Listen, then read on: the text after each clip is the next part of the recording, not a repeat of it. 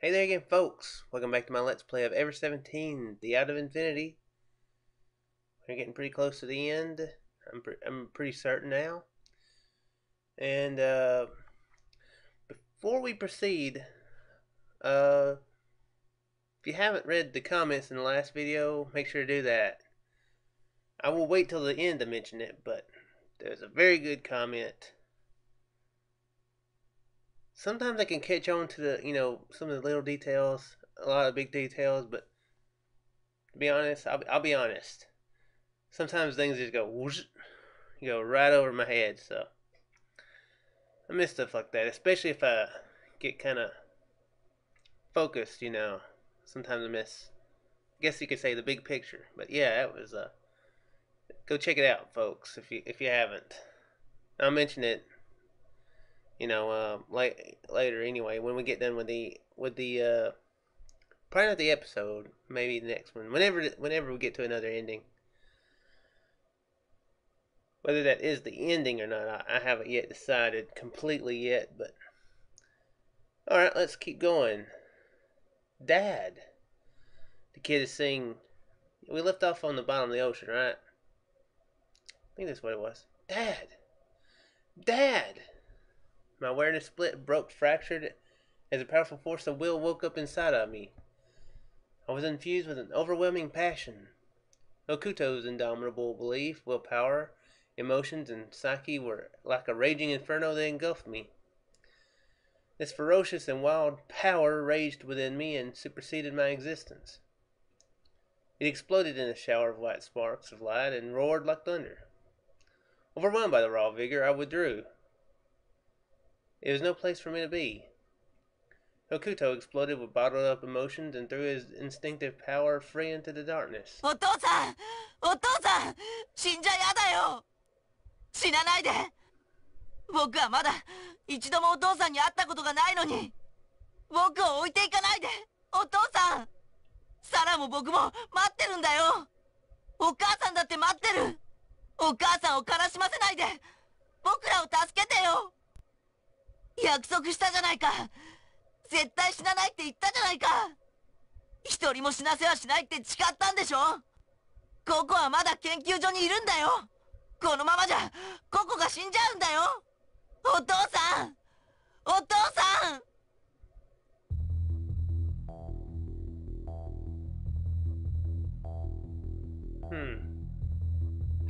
Takeshi opened his eyes. The bottom of the seabed, under unbearable pressure, he regained consciousness. How many minutes had it been since he last breathed? But he was undeniably alive. He had revived. I'm not going to die. I promised her. I could hear the screams of his mind in my ears. Takeshi flipped over his body, kicking off the reef, and began to swim. He cut the water with his arms and kicked with his legs, continuing to swim wildly through the water. Water pressure didn't faze him, and his body felt no resistance. He moved forward in the darkness as if he were skating on ice. Bubbles trailed in an arc behind him. He maintained an unthinkable speed, tearing apart the wall of water in front of him. His only source of guidance was a faint light visible ahead. His momentum carried him flying out of the water.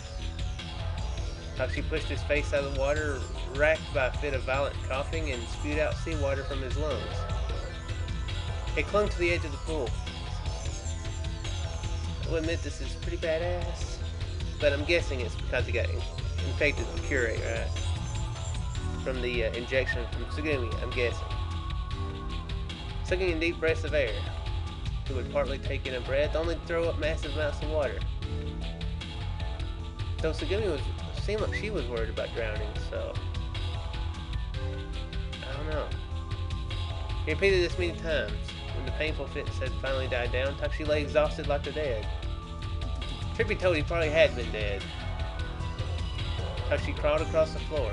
He flipped over on his back with a thud. He couldn't move. The sound of his heavy breathing echoed off the walls. お父さんお父さんしっかりして Hokuto called out. Takeshi laughed.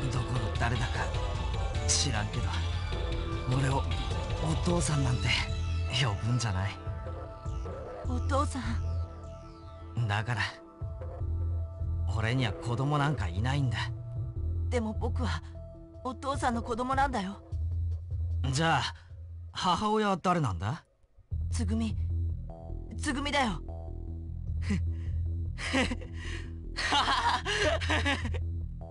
うん、笑われてもしょうがないと思う。多分信じてもらえないよね。僕は今17年後の未来から話しかけてるんだ。17年後、2034年か。ところでお前どこにいるんだ？姿が見えないけど。お父さんのすぐ近くにいるよ。Takeshi peeled himself off the floor where he'd been lying and rose up slowly. He looked all around. 探してもお父さんには僕のことは見えないと思う。僕は見てるだけだから、お父さんのことを。意味がわからないんだが、お父さんの世界に肉体があるわけじゃないんだよ。だからもちろん声帯を使って言葉を発してるわけでもない。僕はお父さんの心の中に直接語りかけてるんだ。Takeshi put his finger in his ear and wiggled it. 幻聴ってやつか？俺もとうとう。違うってば。とにかく時間がないんだ。今はのんびりと話してる場合じゃないんだよ。ああ、そういえばさっきココが研究所にいるとかなんとかって言ってたな。うん、そうなんだ。ココは潜水艇で脱出したわけじゃなかったんだ。管制官の言った要救助者っていうのはユウとカブラギと、それからあの研究員のことだったんだよ。嘘だろ？とにかく研究所の中をもう一度調べてみて。そこにココがいるはずなんだ。Takeshi hurried down the corridor. The research facility was almost entirely silent. The only sound was the echo of Takeshi's shoes against the floor. The corridor wound left and right. He searched around but didn't find any signs of anyone. おい、やっぱり誰もいないじゃないか。そんなはずないよ。絶対研究所の中にいるんだ。Takeshi tilted his head a bit quizzically. まあ、お前には礼を言っておこう。お前がお父さんなんて狂言じみたことを言って俺を起こさなかったら、きっと俺はあのまま海の木図と化してただろうからな。体の方は大丈夫？大丈夫なわけないだろう。この数時間以内に俺の身に降りかかった数々の出来事を考えてみろ。ティーフ・ブラウンの発病から始まって、急激な減圧、加圧、つぐみから採取した抗体を打って、最後は海の底に放り出されて窒息。放り出されてというか、自分で飛び込んだわけではあるが、その割には元気そうに見えるけど。うん、確かに。つぐみから採取した抗体が効いてきたのかな。Or maybe the effects of the Curie virus have already started. And there's no way his DNA could be rewritten so quickly. Though that is the only logical?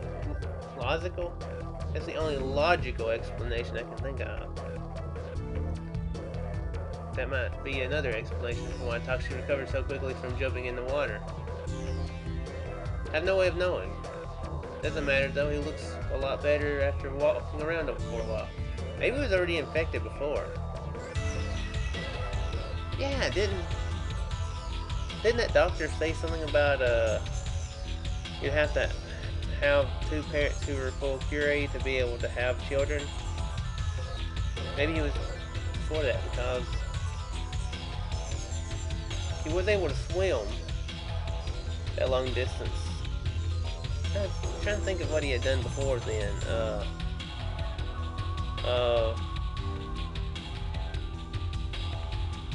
What he had done before then that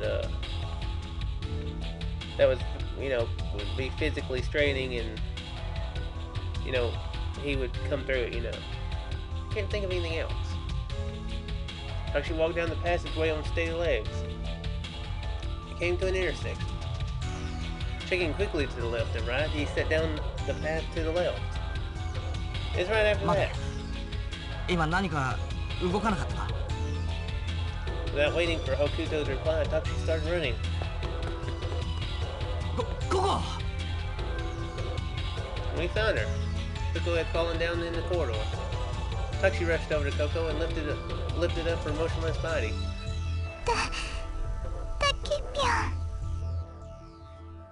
Koko spoke faintly. お前、こんなとこで何を？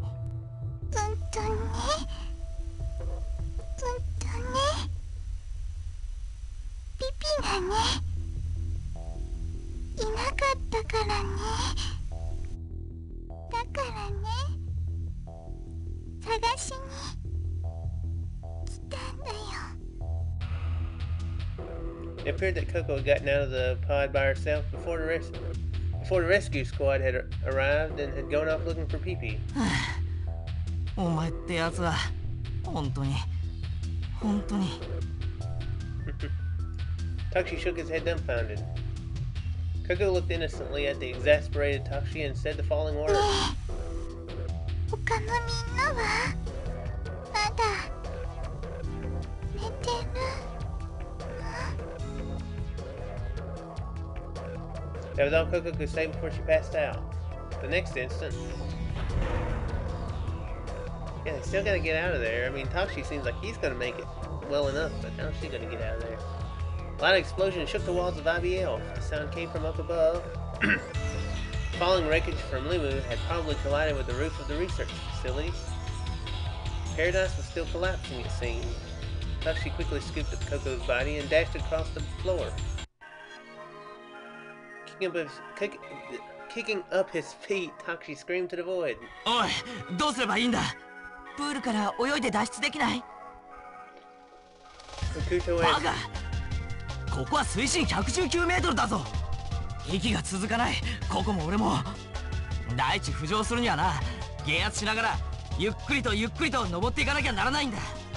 ここは 12.5 気圧。海上は1気圧だ。減圧しなかったらまず間違いなく生きて帰ることはできない。エレベーターは分断されてる。エレベーターチューブはとっくの昔に倒壊して今もうない。上へ登るルートはないんだ。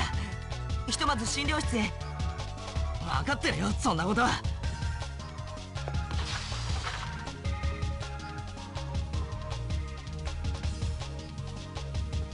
If it was MacGyver, I never really watched MacGyver, but I know kind of the gist. If it was MacGyver, what he would probably do would get in one of these pods. Well, he wouldn't get in at first. He'd strap some sort of like propeller type thing to it, and to where it would, go around, and then he would wire that to a battery along with like the oxygen treatment thing, and then hop in it and let it shoot them out up to the surface. It probably has a setting on there to where you could decompress the air in it too, probably treat decompression sickness. So yeah, that would be my solution. Where's the enter key? Okay. He hit the control panel and closed the door. Strangely, there was no sign of flooding inside IBL. There was no sign of running water, and the tremors had stopped for the time being. But there was still no time to relax. Koko's body was fast reaching its limit. Takeshi laid Koko down on the bed. He ran towards the side of the desk at the corner of the room. He opened the one of the storage bins and grabbed something. It was the antibodies for TF Blau taken from Tsugumi. Koko hadn't been inoculated with it yet. Without a word, Takeshi gave Koko the antibodies. Koko had long passed the stage of suffering and lay there looking limp. 頼む。早く聞いてくれ。Takeshi threw the empty syringe away and held on to Koko's hand as she lay there.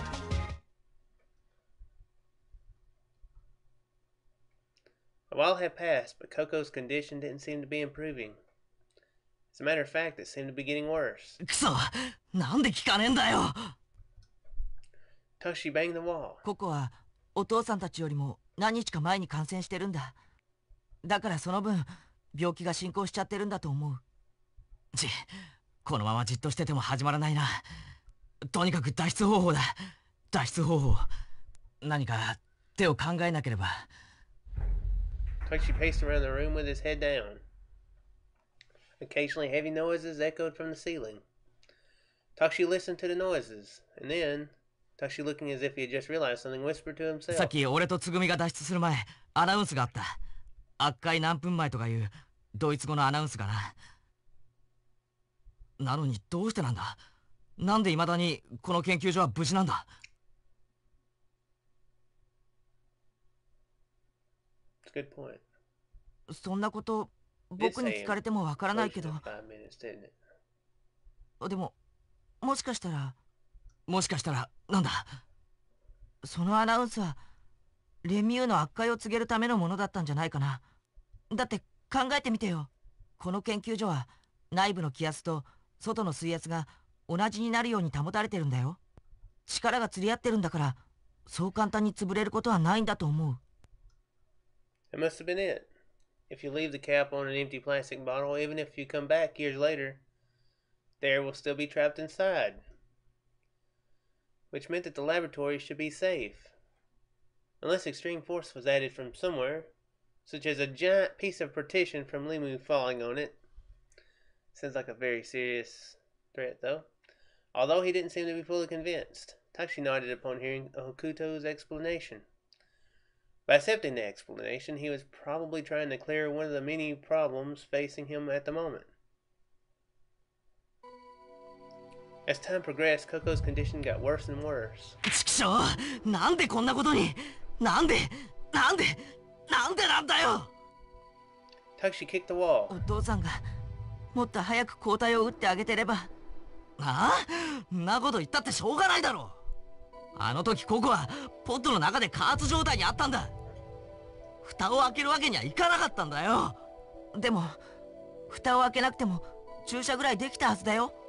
だってユウが言ってたじゃないか。高圧酸素治療の他にもレーザーでの現金やら簡単な手術のできる機能も備わってるらしいし、使い方によってはハイバネーションすら可能のようだけど。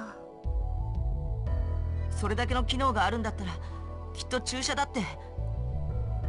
でもユウは蓋を閉めたまま注射ができるなんて一言も言ってなかったぞ。あいつが言わなかったってことはそれが不可能だからだろ。もちろん俺や少年は装置のことなんて全くわからないしな。だいたいハイバネーションって何なんだよ。冬眠のことだよ。 Hokuto answered as if anyone would know. 冬眠ってクマとかカエルとかがするやつか。うん。ハイバネーション機能があるってことは、つまり人工冬眠ができるってことだと思う。人間の体を6度から7度ぐらいの低体温状態に保って心拍数と呼吸数をギリギリまで減らす。そうすることによって代謝効率を下げてエネルギーを極力消費しないようにするんだ。だけどなんでそんなもんがここに。 In the middle of saying this, Takeshi stopped suddenly. At the same time, Hokuto stopped too. And then they screamed out at the same time. そうだ、冬眠させちまえばいいんだ。そうだ、冬眠させればいいんだよ。低体温状態に保てるってことはウイルスが体を蝕んでいく速度も遅くできるってことだよな。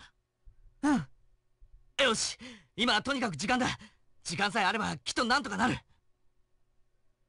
1分でも1秒でもいいからウイルスの進行速度を遅くできればそれに越したことはないし、そうと決まれば早速。 Takeshi carried the frail Coco and set her into the pod. Then he started flipping through the manual at full speed, skimming it. It didn't seem too difficult to set up. Takeshi, unlike his usual self, manipulated the computer terminal swiftly and smoothly. Then, all that was left was to turn on the switch. Coco was asleep in the pod. Takeshi reached out his hand to the switch that would close the lid. A split second before he flipped the switch, Coco quietly opened her eyes. 誰？え？タケピョンの後ろに立ってるのは誰？俺の後ろ？ Takeshi looked back. Hokuto was there. ここには奴のことが見えるのか？うん、見える。ココ、僕だよ。北斗だよ。北斗？北斗って言うんだ。じゃあでもいい？ Coco of this time didn't seem to know Hokuto yet. So who was the phantom girl that I'd been seeing? 北斗。それがお前の名前なのか？うん。そうか。ココ、俺には見えないが、その北斗ってやつが俺たちのことを助けてくれたんだぞ。北端、ありがとう。それから、もう一人の、君も、ありがとう。もう一人？もう一人誰かいるのか？いる。北端の向こうに、見える。Silence filled the room because what's better than a bit of weirdness is a little bit more weirdness. The room temperature felt suddenly lower for some reason. Coco was looking at me. Just then, into my eyes. Are you talking about me? Feeling flustered, I gathered up my courage and spoke. そう。君のこと、やっと会えたね。ココ、北端のことは知らないけど、君のことは知ってるんだよ。だってずっとココのこと見守ってくれてたでしょ。4次元人間さん、ブリック・ビンケルさん、またひよこごっこやろうね。ピヨピヨって、ピヨピヨって。ココ、それは俺と。Coco's cheeks eased up a little. タケピョンにはわからないと思うけど、ココはタケピョンだけじゃなくて、この人とも遊んだの。ね、そうだよね。Coco was asking me. Okay, I guess I'll go and mention it. Again, go back to the last episode and read over that because Mr. Daniel Dawson, he explains it quite a lot better than I will do now. But pretty much when you're talking about being in perspective and being the person behind Hokuto, they're talking about the person playing the game. So yeah, that's Blake Winkle is actually whoever it is that is playing the game. If you play this game, you can be Blake Winkle too. Yeah. So yeah, it's pretty strange. I like how they're assuming that everybody's gonna be a guy playing this game because she said him. It's kind of strange. Are there no ladies who play visual novels?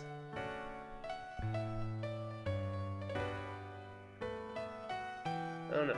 I guess statistically speaking, it's probably more right. Because it'd be very strange if he's him or her. Something like that. Uh-huh. I might have been watching over Coco for all this time. I've been watching over you. I wanted to get closer to you too. It's probably not possible. ほいじゃあさ、ココに告白したのも君だったのかな。 No, yeah, I suppose it was. Suppose it was, I guess. Coco and I looked at each other. We were staring at each other. Our eyes filled with passion.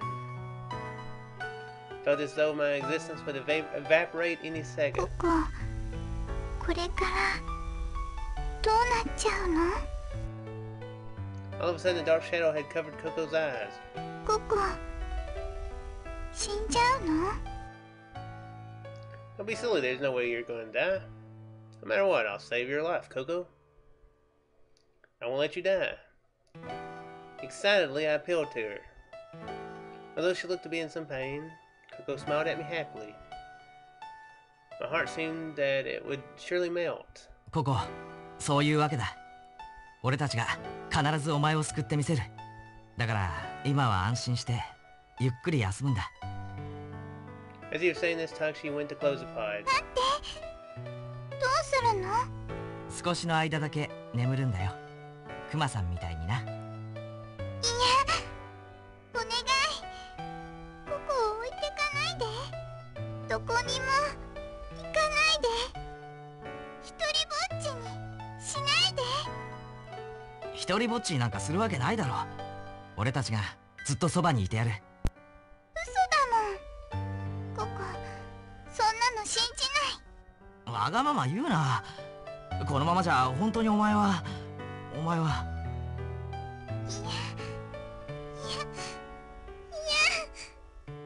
嫌なの。一人ぼっち寂しいから嫌なの。怖いの。とっても。じゃあタケピョン、一緒に添い寝してくれる？無理言うな。このポットはな。Like she stopped in the middle of what he was saying. He looked up at the ceiling, then to the monitor on the wall, and finally to the pod next to Coco. よし、じゃあこうしよう。ココの隣のポッドに俺が寝る。どうだ？それなら寂しくないだろ？ Coco looked back and forth between Takeshi and me. She had a worried look on her face, stared at us with eyes that seemed about to burst into tears. 本当に？嘘つかない？ああ。絶対だよ。ここを置いて行っちゃ嫌だよ。行かないよ。行くわけないだろ。わかった。ここ、タケピョンのこと信じる。よし、いい子だ。Takeshi patted Coco's head. じゃあ閉めるぞ、ここ。Takeshi turned on the switch. The lid of the pod slowly went down. ねえ、お休みする前に一つだけ願い事聞いてくれる？願い事？タケピョンに言ったんじゃないよ。Coco's eyes were pointing towards me. Me? あのね、ここね、君に会いたい。What? 君にもう一度会いたい。会ってもっといっぱいお話ししたいの。Uh-huh. もしかしたらここ、君のこと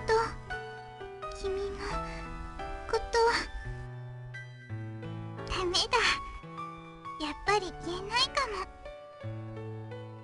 でも約束して、もう一度いつか会えるよね。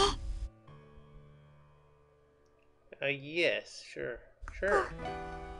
ってるから、ずっと待ってるから、必ず迎えに来てね。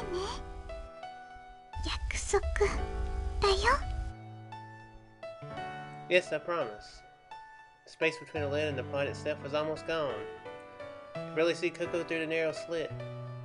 Coco faced towards me and whispered one last thing in her tiny voice. それじゃあ、おやすみ、お兄ちゃん。 Brother! Before I could say anything in reply, the lid had closed. The sound of compressing air filled the room. The low whir of the motor, the light metallic ring, the pod shut completely. Takeshi pushed another switch attached to the pod's chassis. The cryogenic suspension function was activated. There were small sounds as though gas was leaking out. The pod slowly cooled down, humming with a slight vibration. さてと。おーい、なんとかビンケル、いるか？何？お父さん。なんだ、北斗か。Yeah, He didn't forget his son was there, did he? Alright, well, I guess you're fixing to go to sleep for 17 years. So I guess when, sometime during the next episode, maybe at the beginning, we'll see, we'll be seeing the, them wake up. So I do hope you folks enjoyed, and shall see you in the next one. Maybe it'll be the end, I'm not sure. But yeah, that's definitely a strange twist. I don't think M. Night Shyamalan was involved in this, was he? I don't think he was. That'd be a strange twist to a twist. But anyway, see you in the next one, and farewell, folks.